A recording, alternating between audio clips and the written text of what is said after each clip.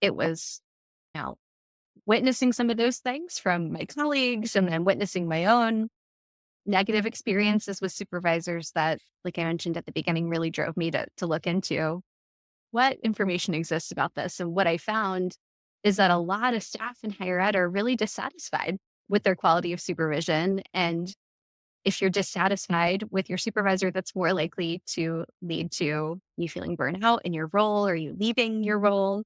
Hmm. And the supervision models that exist in higher ed typically are sort of identity neutral, which I'm also saying in quotes because I personally don't believe there can be any identity neutrality. But by that, they subscribe to this let's treat everyone the same sort of value and don't often take things like identity and power and oppression into account or take into account the ways that trauma can really play a huge role in staff experiences. And for me, I've been really interested in my own research to seek out what is the value of supervision and in what ways can it be a protective factor for staff. And so I've done some quantitative and qualitative work on this, and found that in the numbers world and the quantitative world that um, effective supervision is correlated with higher satisfaction at work, with lower burnout, lower intent to leave, greater trust in your supervisor.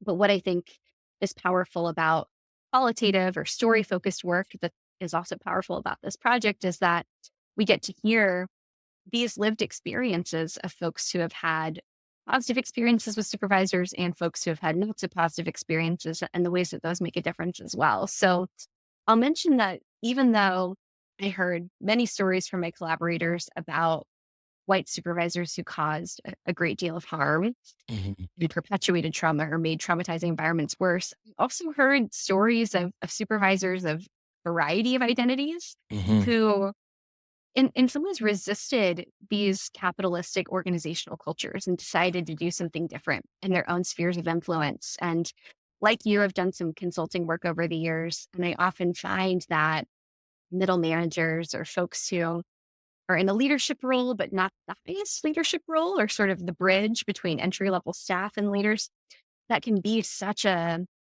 taxing and frustrating position to be in because it can feel sometimes like you have no power. Like Hmm. your team asking something of you, and then your boss is asking something of you.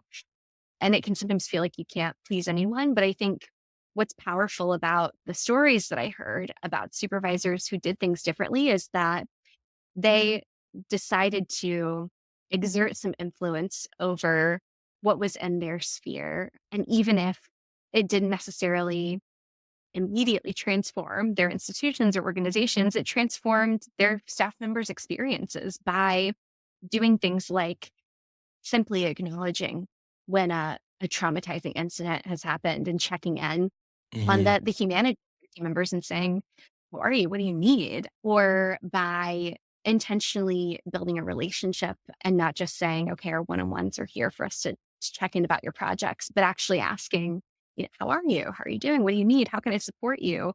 Um, those might seem like small things, but they can make a big impact. And I think that's where, and I speak from being a former middle manager myself, but that's where middle managers, I think, forget how much power we actually have is by saying, I'm going to resist or do things differently in my own way within this little sphere that I can exert some control over.